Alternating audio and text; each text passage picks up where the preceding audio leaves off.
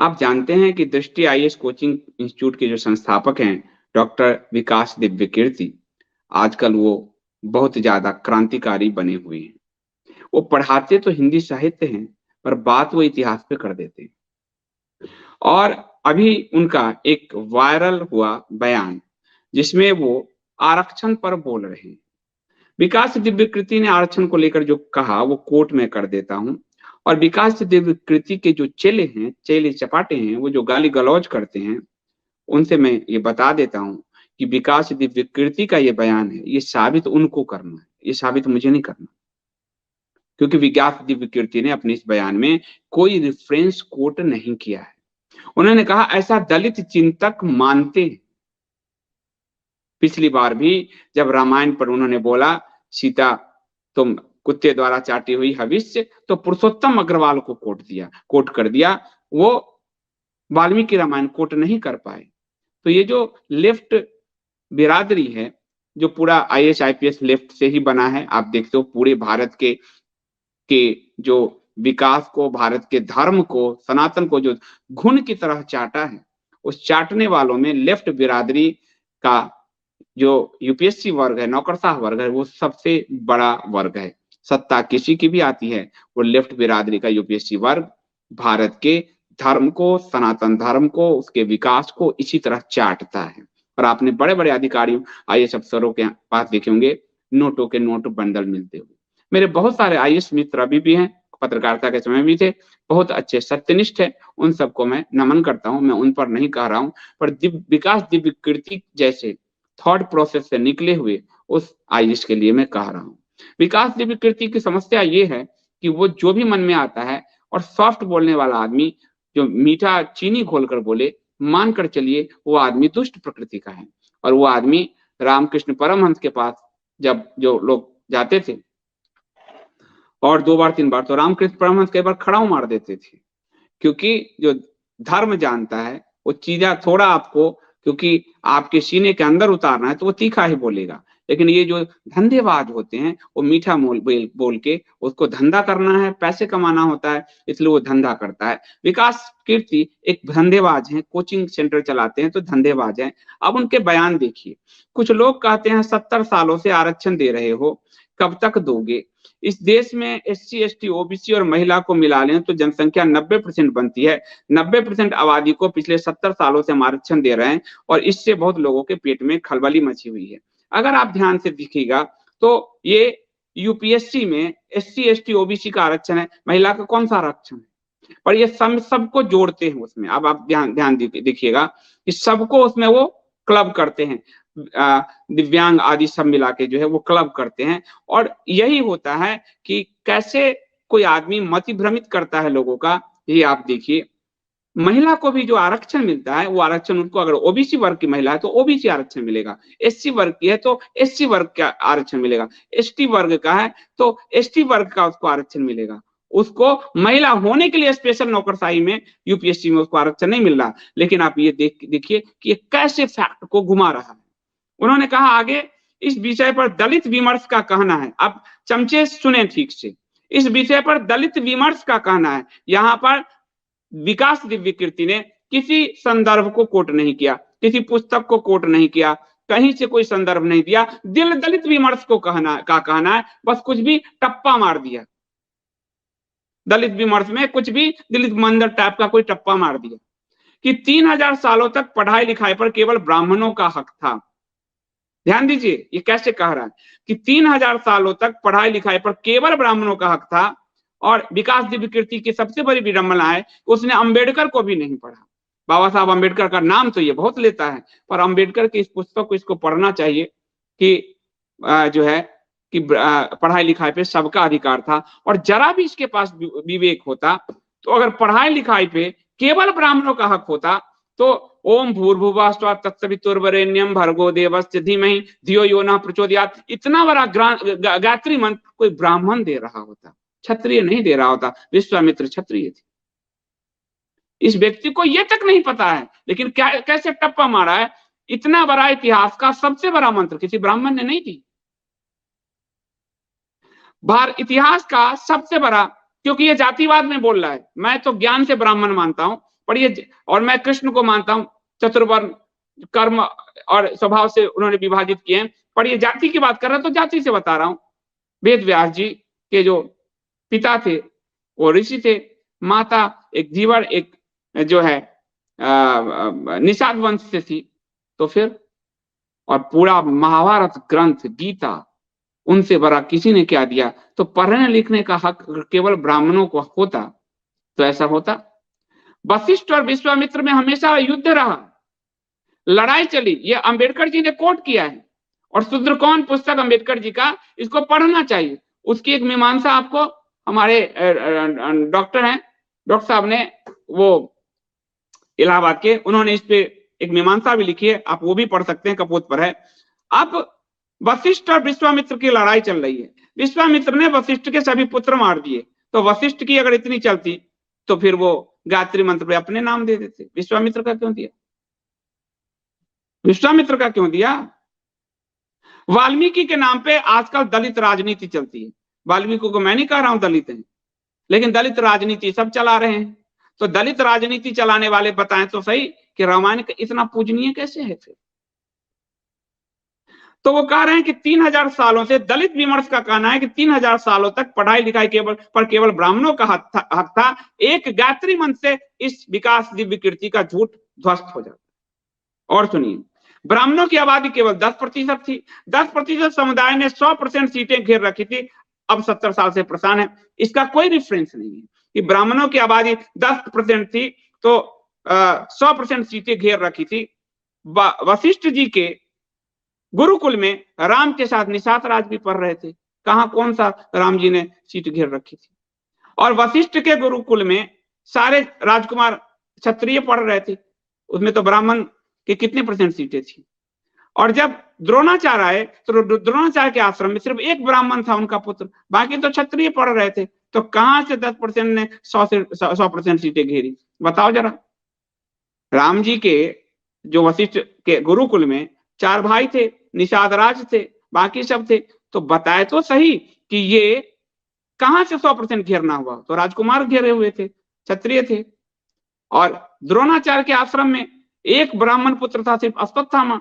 तो कैसे 100% सीटें घेरी? फिर ये झूठ बोला। कितनी चालाकी से ये झूठ बोलता है। और आप संदीपन मुनि के आश्रम में देखिए, कृष्ण के साथ सुदामा ने कहा 100% सीट घेरी? कृष्ण भी पढ़ रहे थे, उसमें बलराम भी पढ़ रहे थे, सुदामा तो एक ही थे।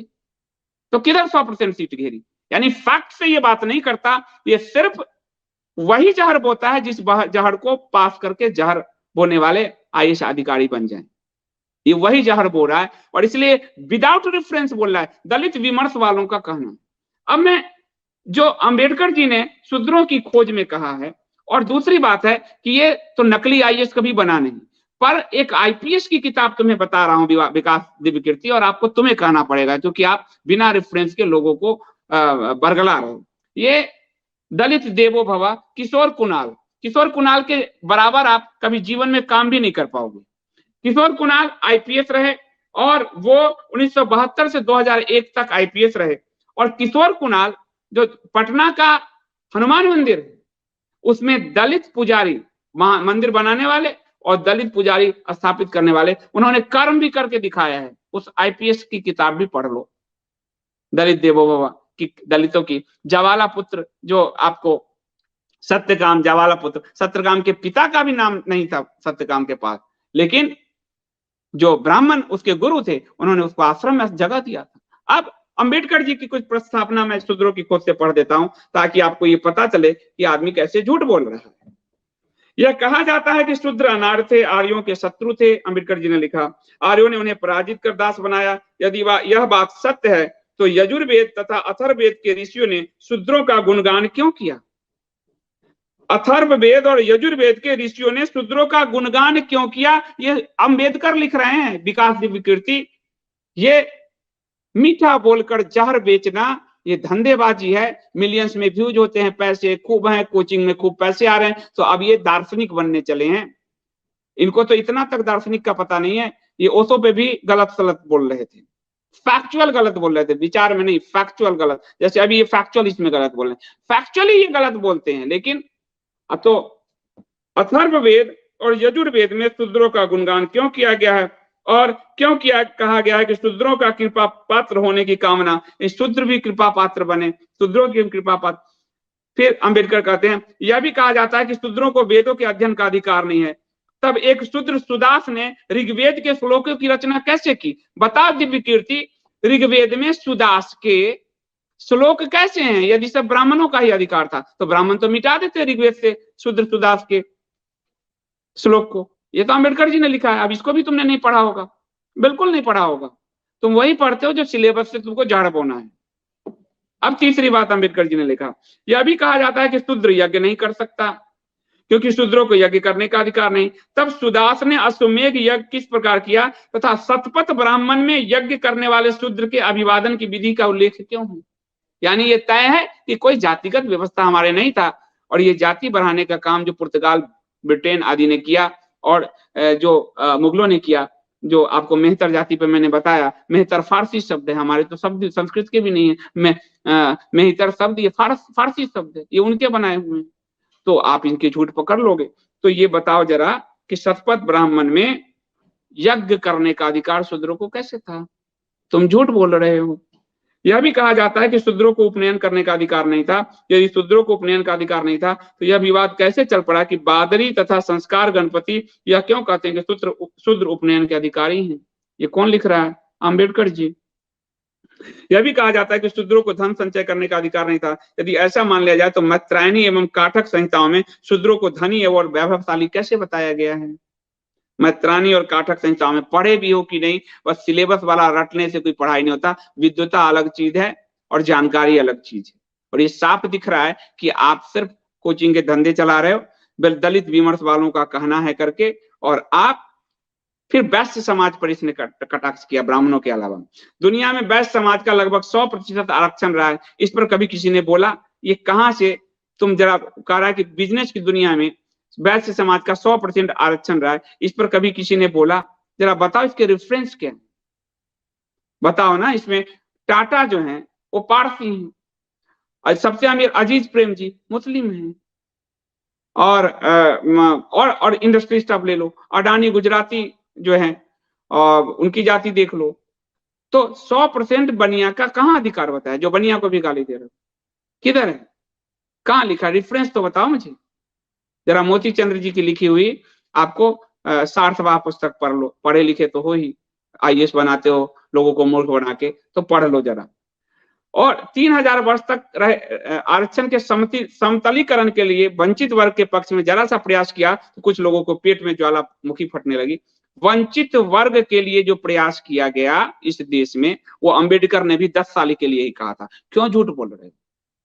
अंबेडकर जी ने कहा था कि ये बैसाखी नहीं, अंबेडकर जी ने कहा था कि 10 साल के बाद इसका अवलोकन होना चाहिए कि 10 साल में उस समाज ने कितनी उन्नति की। अंबेडकर जी ने, और ये संविधान सभा कह रहा हूं, पढ़ लो फिर से, संविधान सभा में जाके पढ़ो। मैं सारे रेफरेंस दे रहा हूं, तुम्हारी तरह टप्पा नहीं मार रहा, मैं रेफरेंस दे रहा हूं। तो संविधान सभा में अंबेडकर जी ने कहा कि जो है जिसने एक बार आरक्षण ले लिया, जिस फैमिली ने, उस फैमिली को आगे नहीं लेना चाहिए। ये बताओ, ये तुमने बताए? तो तुम तो अंबेडकर के नाम पे राजनीति करते हो। वोट लेना होगा तुम्हें, आगे नेतागिरी करनी होगी तुम्हें। पहले ही बता रहे थे कि बाबूजी तुम्हारे चाहते थे प्रधानमंत्री तुम बन जाओ। तो नेतागिरी का जो बीज है वो फिर यहीं से तो जाएगा, नफरत फैला के। बिना नफरत फैलाए तो देश में नेता बन नहीं सकता। भारत में तो बिना नफरत फैलाए कोई नेता बन नहीं सकता। तो उसी नेता के गिरी में ब्राह्मण, बनिया, वैश्य सबको गरिया रहे हो। और ये मैं आपको बता दूं कि शूद्रों का कार्य ब्राह्मण, क्षत्रिय और वैश्य तीनों वर्ण की सेवा करना है, ये कहा जाता है। तो फिर सुदास और सायनाचार्य कैसे हुए? वो कह रहे हैं कि शूद्रों में से राजा हुए, जैसा कि सुदास और अन्य के बारे में सायनाचार्य ने वर्णन किया है। सायनाचार्य ने वर्णन किया है, माधवाचार्य जी के भाई सायनाचार्य ने हरिहर बुक्का के साम्राज्य में, सायनाचार्य गुरु थे, माधवाचार्य जी के छोटे भाई थे। ये भी सुन लो, पढ़ लो, मैं तुम्हें रेफरेंस दे रहा हूं। यदि शूद्रों को वेद पढ़ने का कोई अधिकार नहीं था, यदि उन्हें उपनयन का कोई अधिकार नहीं था, यदि उन्हें यज्ञ का अधिकार नहीं था, तो उन्हें उपनयन, वेद अध्ययन, यज्ञ करने का अधिकार क्यों नहीं दिया गया? तो यानी पुराने में जो आपको उन्होंने बताया है कि कैसे कि जो है सबको अधिकार था धीरे धीरे समय की कालगति में बहुत सारी चीजें हुई और आपको जो कह दिया जाता है, वाराह पुराण में शूद्रों को के वेदा अध्ययन, उनकी दीक्षा, उनके संन्यास ग्रहण के व्यवहारिक सिद्धांत दृष्टांत को बहुत अच्छे से उभारा गया है वाराह पुराण में। पढ़ लो भैया विकास दिव्य कीर्ति। स्कंद पुराण में दृढ़मति नामक शूद्र द्वारा यज्ञ संपादन, एक अन्य अनाम शूद्र भक्त द्वारा शुद्रेश्वर महादेव मंदिर का निर्माण और तिरुपति मंदिर की स्थापना में दलितों की महती भूमिका के वृत्तांत स्पष्ट दिए गए हैं। सुन लो विकास दिव्य कीर्ति, स्कंद पुराण भी पढ़ लो। और उसके बाद महाभारत में भीष्म पितामह का उपदेश है, राजा को 8 मंत्रियों में से 3 मंत्री शूद्र समुदाय से नियुक्त करना चाहिए। तो कहाँ था बताना जरा, 100% ब्राह्मण मंत्री बनने चाहिए, ये तो महाभारत में भीष्म कह रहे 3 मंत्री शूद्र समुदाय से होने चाहिए। अब बताओ कितने झूठ बोलोगे, धंधा करने के लिए, पैसे कमाने के लिए कितने झूठ बोलोगे। तो सारे रेफरेंस जो है आपको मैं दे रहा हूं। और उसके बाद जो है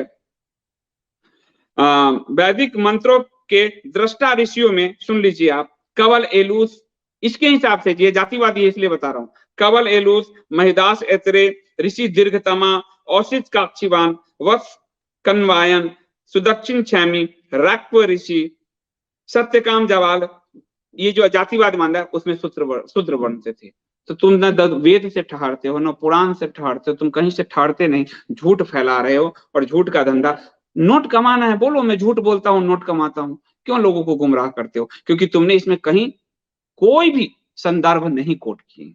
लेकिन अभी तुम्हारे चेले वहां डालेंगे, जाने दीजिए, ऐसे मुंह करके तर्क तो दे नहीं सकते, फैक्ट तो दे नहीं सकते, तो मीठापन में अपने पूरे विष को छुपा रहे हो। और इसलिए ऐसे विष को एक्सपोज किया जाना बार बार जरूरी है, जो समाज में शिक्षा के नाम पे नफरत का बीज बो रहा हो, ब्राह्मण वैश्यों के विरुद्ध नफरत का बीज बो रहा हो। ये आदमी गुरु कहलाने के लायक कहीं से भी नहीं है।